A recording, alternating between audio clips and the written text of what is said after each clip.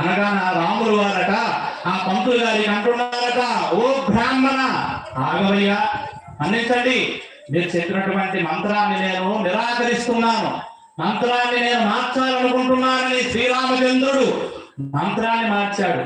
ఏమిటయ్యా, నేను బ్రాహ్మణునై ఉన్నాను, నేను చదివిన మంత్రం మారుస్తానంటావు ఏమిటి, ఏమిటా మంత్రం, ఏమిటి నీ ఉద్దేశం అని అడిగారట పంతులు గారు పెళ్లి కొడుక్కి, ఆ శ్రీరాముడికి.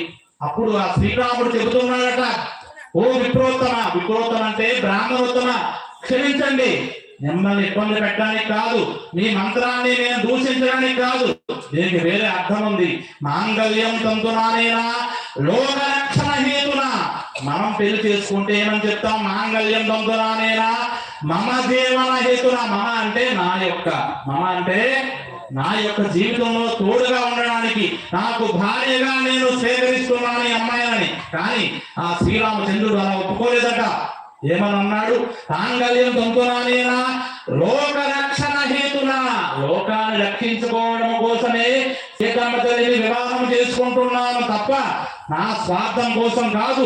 సర్వే జనా సుఖినో భవంతు, ఈ యొక్క సృష్టిలోటువంటి సర్వజనుడు సుఖముగా సంతోషముగా ఉండడానికి సీతమ్మ తల్లి మెడలో 3 ముళ్ళు వేస్తున్నానని మంత్రాన్ని మార్చి చెప్పారు ఆ శ్రీరామచంద్రుడు లోక కళ్యాణం కోసం. మరి మనం మానవులం, మనం పెళ్లి చేసుకునేటప్పుడు